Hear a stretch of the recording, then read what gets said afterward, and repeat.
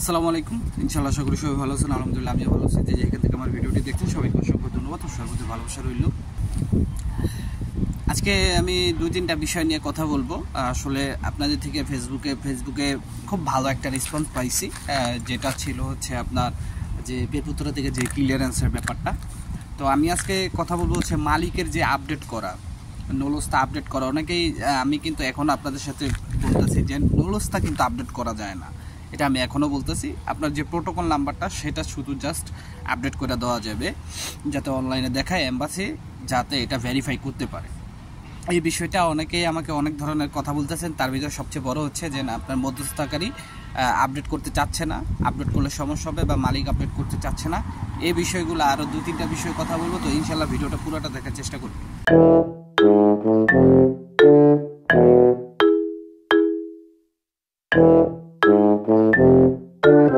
তো সব কিছুর জন্য আলহামদুলিল্লাহ। প্রথমে আমি বলি, আমি যে ক্লিয়ারেন্সের ছবিটা আপনাদের দিচ্ছি, অনেকেই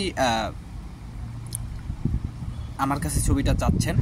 আসলে সব পেরপুত্রাই কিন্তু সব একরকম থাকে না ক্লিয়ারেন্সের ছবি। তারপরও আমি একটু আমার স্ক্রিনে আবার দিয়ে দিতেছি এটা, যে এই যে ক্লিয়ারেন্সটা, এটার ভিতরে কিন্তু দুইটা ব্যক্তির নাম আছে। যে মালিক এই দুটা ব্যক্তিকে আনার জন্য যে ক্লিয়ারেন্সটা পাইছে, এটা পেরপুত্রায় পাঠালেই ভিসা হয়ে যাবে। মোটামুটি হচ্ছে 10 থেকে 15 দিন সময় লাগতে পারে। এই সময়ের ভিতরে তারা ইনশাল্লাহ আশা করা যায় যে ভিসা পেয়ে যাবে। এখন আমি যে বিষয়টা একটু ফলো করছি সেটা হচ্ছে যে আপনারা অনেকে আমাকে মেসেজ করে বলতেছেন যে ভাই আমার মধ্যস্থতাকারী আমাকে বলতেছে যে নোলসটা আপডেট করার দরকার নাই, আপডেট করলে ভিসা হবে না বা সমস্যা হবে। এর পিছনেও কিছু কারণ আছে এটা বলার কারণ। যেমন ধরেন আপনার নোলস্তাগুলি যদি এখন আপডেট করে বা প্রোটোকল নাম্বারটা আপডেট করতে চায়, তাহলে অবশ্যই সেখানে কিন্তু আপনার মালিককে প্রয়োজন।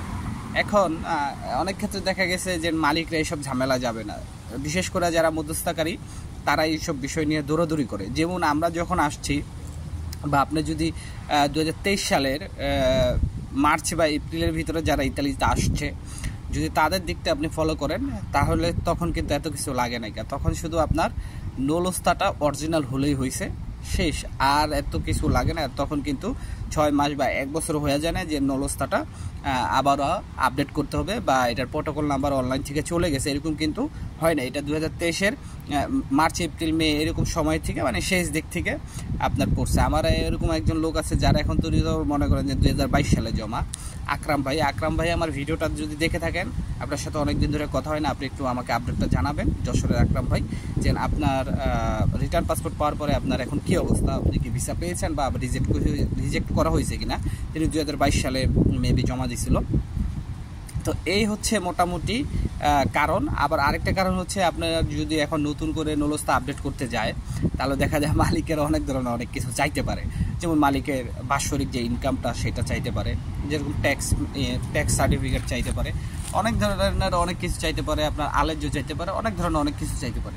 এখন ধরেন আপনাকে যখন মালিক জমা দিছিল আপনার জন্য, তখন মালিকের বাৎসরিক যে ইনকামটা সেটা ছিল ধরেন 50,000 ইউরো, কিন্তু এখন মালিকের লসের উপরে আছে। ধরেন সেটা রেস্টুরেন্ট ক্ষেত্রে হোক, হোটেলের ক্ষেত্রে হোক, মালিক এখন লসের উপরে আছে। এখন ধরেন আপনার নোলস্তাটা আপডেট করতে গেছে, বা পেরপুত্রা থেকে দেখতেছে যে মালিক লসের উপরে আছে, বা পেরপুত্রা থেকে যদি বলে তুমি এই বছরের বা গত বছরের তোমার বাৎসরিক যে ইনকামটা সেটার সার্টিফিকেট দাও। এখন পেরপুত্রা থেকে যদি দেখে, সে আগে ছিল 50,000, জমা দিয়েছিল 50,000, এখন হয়ে গেছে এটা 20,000। এই 20,000 টাকা, 20,000 ইউরোতে তিনি তার কোম্পানিতে শুধুমাত্র 3 জন অথবা 4 জন লোক কাজের জন্য নিয়োগ দিতে পারবে, কিন্তু তার অলরেডি নোলস্তা হয়ে গেছে সেই কোম্পানির 10টা। তো সেই ক্ষেত্রে কিন্তু ওই 3 জন 4 জনকে রেখেই কিন্তু আর বাকিটি কিন্তু রেভোকারে করে দিব, বা বাকিটি বাদ দিয়ে দিব। এটাই হচ্ছে মূল বিষয়। তো এই কারণে এখন মনে করেন যে বিশাল একটা সমস্যা। আর এই সমস্যার সমাধান কিভাবে হবে এটা আই ডোন্ট নো, এটা আমি খুব একটা ভালো জানি না, যেহেতু আমি ইমিগ্রেশন নিয়ে কাজ করি না।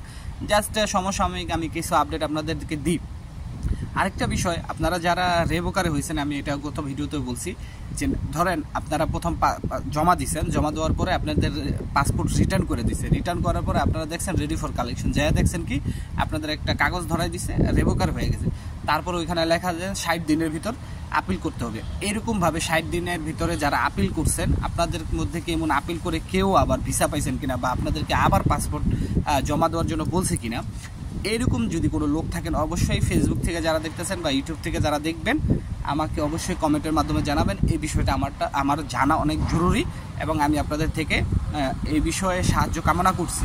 মানে এই বিষয়ে আপনারা আমাকে হেল্প করবেন, এটা আমি আশাবাদী। আশা করি বুঝতে পারছেন। আর আপনারা অনেকেই বলতেছেন এখন ভিসা হয় না বা নতুন অনেকে জমা দিবেন ইতালিতে। আমি আপনাদের জন্য একটা কথা বলি, এখন আর সেই সমস্যাটা নাই যারা নতুন জমা দিবে। যেমন 2025-এ যারা জমা দিচ্ছিল তাদের নুলস্থায়ী ওঠে নেয়, ধরতে গেলে খুব কম, খুব রেয়ার, ওঠেই নেই ধরতে গেলে। আপনার যদি বাংলাদেশের কোটা পে থাকে 10%, সেখানে মনে করেন 2% নুলস্থ উঠছে। এখনও অনেকে আশা করে যে নুলস্থ উঠবে। আর সামনে এই যে এখন রানিং যে মাসে আপনার প্রি কম্পিলাতা মানে ফর্ম পূরণ হচ্ছে এবং 2026-এ যেই ফ্লুসি আসতে যাচ্ছে, যেটার একটা ঘোষণা হয়েছে, আন্তরিক গ্যাজেট প্রকাশ হয়েছে কিনা আমি বলতে পারি না সঠিক, যদি আমি ভুল না করে থাকি, এখন তৈরিও হয় নাই। এইগুলাতে কোনো ধরনের সমস্যা হবে না। এইগুলাতে আপনারা যখন প্রি কম্পিলাতা করবেন একদম তখনই আপনাদের সব কিছু ডিটেলস দিয়ে দিতে হবে, মালিক সহ আপনার নিজের। তো সেই ক্ষেত্রে যখন নুলস্থা বের হবে আপনারা 100% ভিসা পাবেন। ওই আর মনে করেন এম্বাসিতে যাওয়ার পরে এম্বাসি থেকে আবার পেরপুত্তরায় মেল পাঠাবে বা পেরপুত্তরা থেকে আবার মালিকের সাথে যোগাযোগ করবে, এরকম কোনো কিছু হওয়ার চান্স নাই। ঠিক আছে, এটা হয়তোবা আপনাদের জন্য আরও স্মুথ হবে যদি আপনি 2026-এ বা এই ফ্লুসিতে আবেদন করে নুলস্থা পান। তবে এই ফ্লুসিতে আবেদন না করে 2026-এ যদি ফ্লুসি হয় সেখানে আপনি আবেদন করবেন, পাওয়ার পসিবিলিটি আমি মনে করি 99% থাকবে। তো ইনশাআল্লাহ সবাই ভালো থাকবেন, সুস্থ থাকবেন, সকলের জন্য দোয়া রইল, সবার জন্য দোয়া করবেন। আসসালামু আলাইকুম, আল্লাহ হাফেজ।